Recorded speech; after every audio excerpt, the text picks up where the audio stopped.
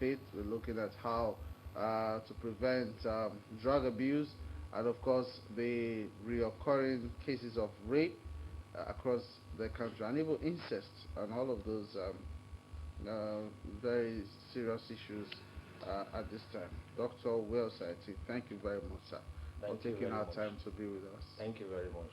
Good You're morning. welcome. Thank you Good very morning, much. sir. Thank you. Good morning. All right, like we said before on previous shows, um, last week, Edo State, through the Edo State Drug Control Committee, in collaboration with the National Drug Law Enforcement Agency, observed in a mini form, because of the restrictions imposed by the COVID-19, the World Drug Day.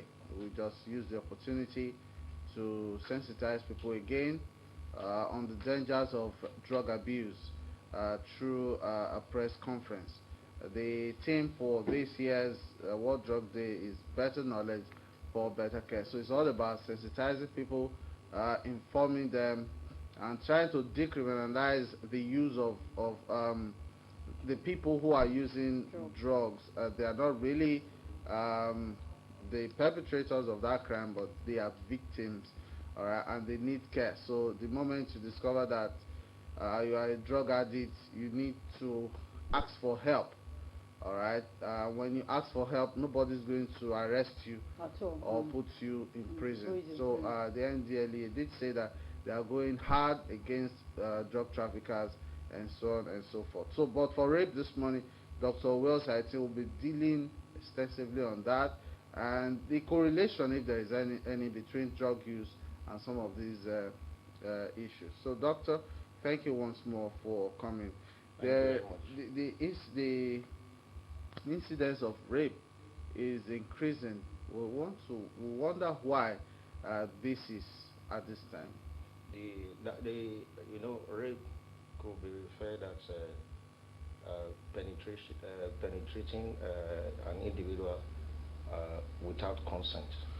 Now, rape is said to even occur even if the person consent, but maybe he or she was forced into it.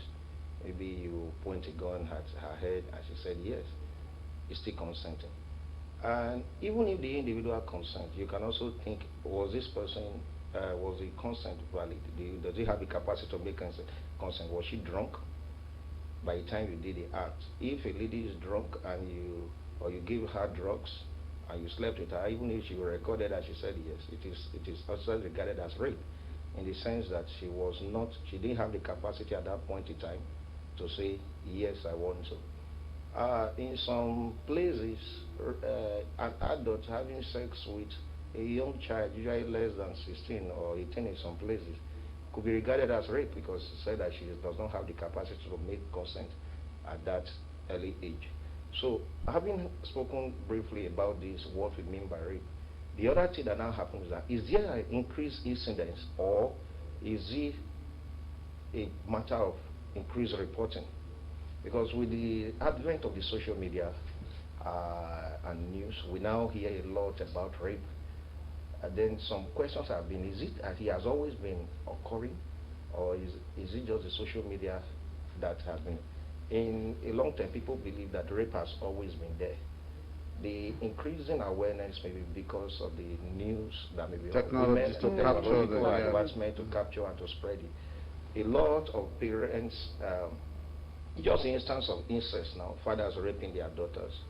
It's very painful, but sometimes, but then it's just, but these are not strange. If you go back to our histories, there are reports, just that this social where technology is making it much more coming to terms that people are now getting worried about it and bothered about it. So rape has been with us over time. And over time, as psychiatrists, we've come to think of it. There are common myths that people believe about rape, and most of them discovered it's not true. One, the lady asks for it. See the way she's dressed. See this, she knows, so she asks for it. Another thing that some people can believe is this: well, rapists are a particular group of people, they are different from us. Now, the first thing when they said that this girl was raped because of the way she dressed and the way she did it, is believing, that thing is based on a myth that men naturally don't have self-control, which is wrong. You have self-control. You can still talk to this lady and say properly then and keep yourself. And then secondly, that the lady did what she did does not necessarily mean that she's asking for it. Sometimes that's all she knows. So raping her because you think that this is the cloth she was wearing or because of this and that is a myth that is totally wrong. Then the other thing that people can say is this man is different from us. Is a general difference. Is different from us. Most times they realize that people that actually commit this rape, they don't try it sometimes different from the general populace. If you go to the prisons, especially in advanced countries where rapists are fully tried and listen, they are normal people.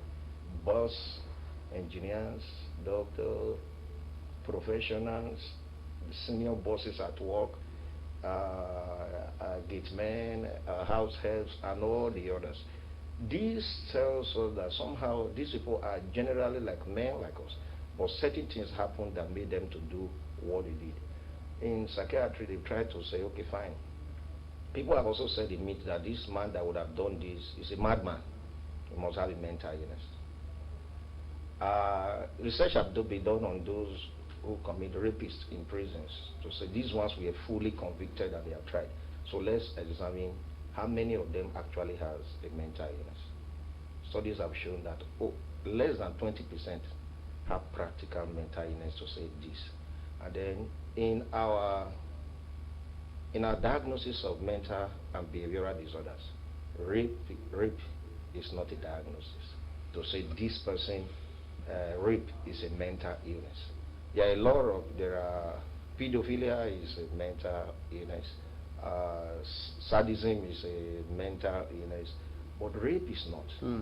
The reason being that so it's a conscious act that people engage, a criminal act that people engage in when the opportunities are there. Yes, well, in over 80% of rape, it is discovered that it's a play of power. It's talking about the urge and the opportunity. It's power and the opportunity that usually causes the actual of rape. That's why sometimes it tends to be less in women raping men. It's not that it doesn't exist. The opportunity may be there, but the power to do it is usually not with the weaker sex. So in just the few instances, it is postulated, it was noticed that some people, among those few 20% that did it in prisons, some have been noticed to have brain damages. There's a part of the brain that controls sexual impulses and also controls aggressive behavior. Those parts are nearly the same, they are so close. So it is discovered that some with brain damages, they may not be able to differentiate and control their impulses different from sexual urges. This may happen in those with learning disabilities or those we call mentally retarded. They could because sometimes they cannot even get the consequence of their actions. Schizophrenia is a severe form of mental disorder. You said it has been noticed that people that commit, it's just only about 1% of those that commit rape that have just less than 2% that has clear-cut psychotic disorders. Let's assume they have schizophrenia. It is noticed that over time, we as psychiatrists believe that the mentally ill is not as dangerous, is not more dangerous than the general public. However, they have a higher preponderance in the prisons because they are more likely to be caught than the other people. So most of the times, those that are mentally ill are more likely to be raped than for them to commit rape. I will repeat, let me say that. Those that are mentally ill are more likely to be raped than for them to commit rape. So when people think the society needs to get this clear, so that if you have a child that has mental illness, your daughter that has mental illness, he or she is more likely to be raped than to commit rape. That's why you see a lot of women pregnant, let's say vagrant on the streets. Some of them are pregnant or this, they were raped. So, but the instances is that for you to assume that it is a mental illness that makes a person to commit rape, or you are now afraid of those that are mentally ill. A father sleeping with his daughter. So you should believe that it is a mental illness that is making people to commit rape. It is only in few instances that that is likely to occur, and most of the time they are more likely to be caught than the normal individual. Why? Because their capacity maybe to escape judgment. I still remember one of our patients that was caught with a gun. It's a clear cut story, and they saw him. The police took him to the police station, started shouting nonsense. He started just talking. They took him to the prison. That's one of the fastest sentences I've ever seen before me. He was sentenced in less than 2 weeks. He did just told that there is no need calling any witnesses. I will answer you. So they are more likely to be caught than those that are absorbed. In about 80% of the cases, there is no clear-cut psychotic disorder that you will say made this person to be. Nevertheless, a lot of these 80% that commit rape, it has been noticed that the alcohol dependence, the use of alcohol, was the highest they found.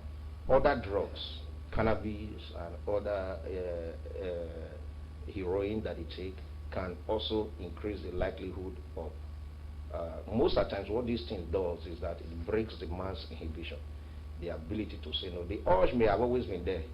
The power may have always been there. But right now opportunity came. With the use of drugs, they lost control of those powers and they abuse it. So even in prisons, the use of alcohol, the use of other drugs have been noticed to be common among rapists. So can one plead alibi in the use of, oh, it was the drugs that caused it? Is it an excuse? No, it is not. Well, in forensic psychiatry, we have different terms to connote that, to say, okay, this man, this police are the airport, that even if the police was there, he would still have done this. But it has to be proven beyond all reasonable doubt. And in many instances, it will not be proven because opportunity was there. And in another opportunity, you drank, but you didn't do it. So that is one reason why it is not part of the psychiatric diagnosis, especially in our ICD-10 business. Even in the American statistical manual, diagnosis and statistical manual, they still excluded it, even if they said that some mental illnesses can make, like sadism. Here they commit rape, but it's only in 10%. There, but the rape is not the mental illness. The sadism may be a mental illness.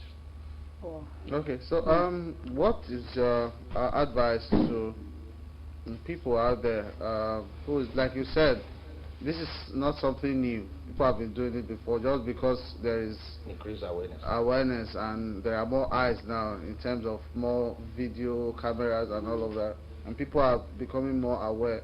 People are reporting. What is your advice to rape victims? We've seen some who just go and commit suicide. How do they cope? There are usually, I've seen about the legal issues that have arisen and a lot of challenges, especially in the rape of this lady that reported a pastor last year of raping her when she was still very young. Over there, I asked some people, I discussed with my colleagues, and I said there are usually 3 things that a rape victim can get up to. One is vengeance. In vengeance, you say, okay, fine, the person that did this to me, I'm going to pursue the person back and ensure that the person is dealt with. The other thing a rape victim could look for is you ask yourself, now that you have been raped, what do I do? Let me go and just hide and kill myself. The third one you ask for, justice. And then the other one you can ask for is healing. Now these 4 processes are different processes.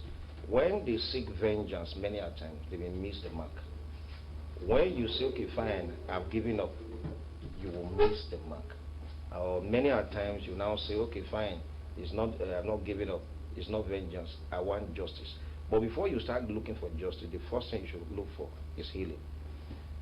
Rape is a traumatic experience. And this has been burdened over the years by the severities of the laws of punishment that have been, because of the impact it can have on a woman's health.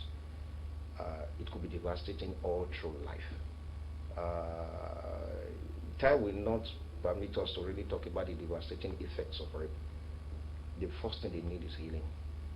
And in healing, Our societal values sometimes may conflict with what we know is better for the person. So most of the times we tell people that when you are raped, seek psychological care. I know there are lines and there are NGOs that goes around trying to help rape victims. What we also try and tell them is that get psychological care for this person. Federal Neuropsychiatric Hospital is in Benin, and at least nearly we have psychiatric ward or mental health experts in nearly all the teaching hospitals across the country. It is not a sin to seek for help. You need to look around and talk to somebody, because that's the beginning. Seeking professional help is the beginning of the healing. Now, you see, one of the things I've noticed is the major problem of Nigerians is trying to seek mental health when you are having challenges. Let me just say one thing that happened recently.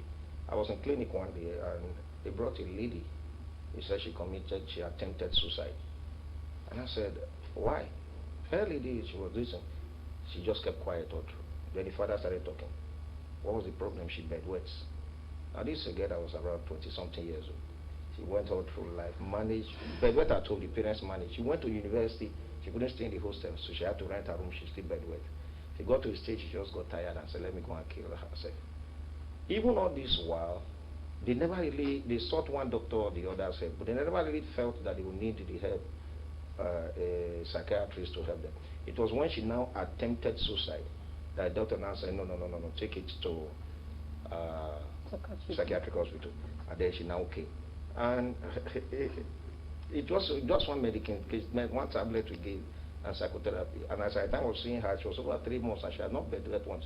So people tend to think that seeking psychological help means that you are a mad person, that this person has been raped. She now went to go and see a psychiatrist. No, it's not that bad. It's not that bad. Why? No. At the very beginning, you need to seek help before it becomes bad.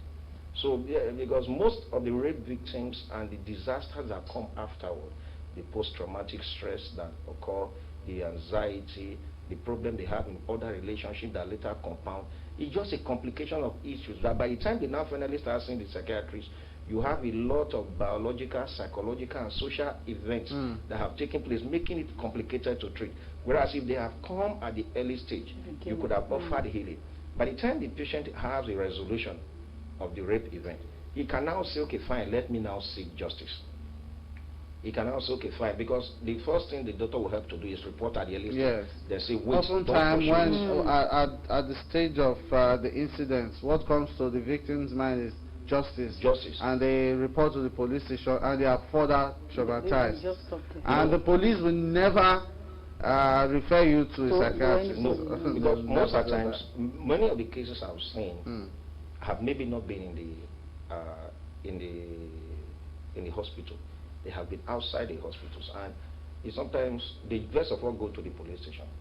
And these young ladies that I've seen, maybe they were able to identify the brother and the sister. Most of the things that you will be shocked at what happens. The family start cashing on it. Pay us 200,000. Pay us 500,000 so that we'll not call the police. Pay us 1 million naira so that we'll not call the police. I'm telling you what happens. In the long run, this victim is left alone. So you see the family of the boy, the family of the girl that raped, the family of the boy that raped, now looking for money to free their son. Nobody takes the pain to say, fine, he'll look for something there. Let's take this boy for psychological evaluation to see whether it was drugs he was using. Let's help him.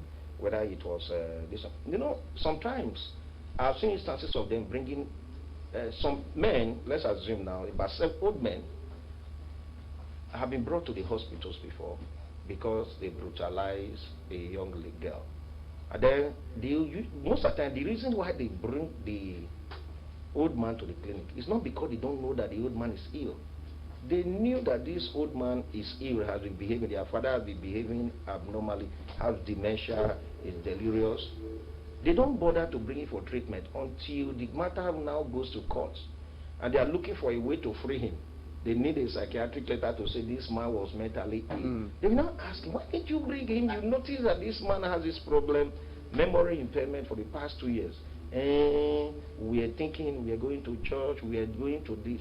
So what we usually tell people is that sometimes when you see a rape, both the rape victim and the rapist, they need psychotherapy. Okay, so why will younger man go into drugs?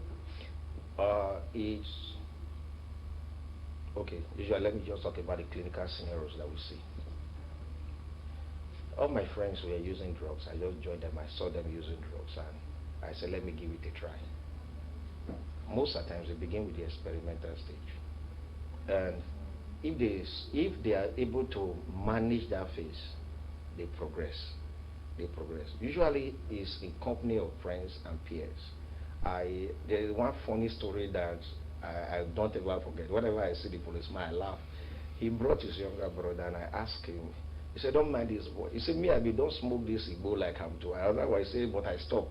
I asked him what happened. He said everybody was smoking, so he saw some group of us smoke. So he went and smoked. After smoking, he said it was down Saple Road, around that Zone 5 area, the other side, and this one. He smoked. And he was going to his house at the other part of Benin Atuse. And his greatest surprise was that as he was driving his motorcycle back home, he felt in his mind that this motorcycle was not running enough. So he would park his motorcycle and start running. And then his mind would not tell him, "You are going crazy. What's wrong with you? How can you leave your motorcycle?" So he would go back and pick his motorcycle. He would drive a while. He said, between Saple Road and his house, and he entered the restaurant up to 5 times to eat. He was always hungry. He would drop and run and come back. Finally, he got home. He said they gave him Gary and oil to drink. He slept. When he woke up, he vowed in his life he would never take it again. So those sort of people may have learned and experienced. Most people use drug. Basically, they start with experimentation. And when they see the advantage, not knowing that there are brain damages. Cocaine is one drug that you take, and theoretically, you are addicted for life, whether you want to stop or not. These drugs cause brain damage. I've seen people who will tell me that, my father has been using Igbo for the past 30 years, nothing has wrong with him, nothing is wrong with him. I used to ask them, even if nothing goes wrong with that man that you see, just look at his life. Is this entitlement mentality or this amotivation? Yeah, you will see them, those ones that did not go frank psychosis. You look at his life. When he comes to family meetings, the things he says make sense. But if you look at his life, that thing is not, it doesn't make sense in his own life. Maybe the only thing he has is the house he inherited. He's not bothered about his wife. He's not bothered about his children. He's just merely existing, and the only achievement he achieves year by year is that he grows older. That, in fact, that man is a lucky man. But others, they do damage. If you go to our wars and all the others, you see illnesses that are precipitated by use of drugs. And then not only mental illness, we have spoken about rape and all the disinhibition and the damages that drugs, loss of control, can make you do. Things that naturally, on your own, you will naturally not do. But this use of drugs broke the barriers, alcohol, and all the other substances. So awareness is to let people know that, sorry, this person that uses drugs, actually, when you now get to that instance, it's a health issue. All right. Thank you, Dr. Owe. We're really grateful for your insight this morning. Everything you have said from where I'm sitting is very, very important, and I'm better enlightened. I hope you are when you make your decisions and you're stepping out today. Do the right thing always. Our guest, Dr. Owe Osati, the consultant psychiatrist from the Federal Neuropsychiatric Hospital of Benin. One thing you take away from this conversation is that the Neuropsychiatric Hospital is not a place for those who are meant to be ill. It's a place where you can actually get real help sometimes, and don't be ashamed to ask for help. Yes, don't be ashamed. Don't be ashamed. Suicide is not a way out. Ask for help first, and you may just be surprised that there's actually help.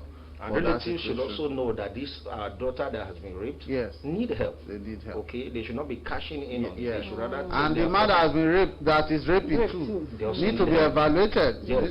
What happened? Don't just take your son inside. Because the penalty is very severe, especially when it gets to our courts and all of that.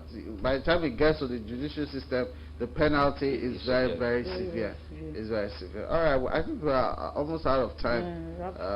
Still have 5 minutes. Okay, so we'll still be able to take Pastor Joshua Yes. to just speak one or two things to us. So, Dr. Ware, so I think once again, thank you very much. Thank you very much. I will take a short break. We'll be back to just sign off the show.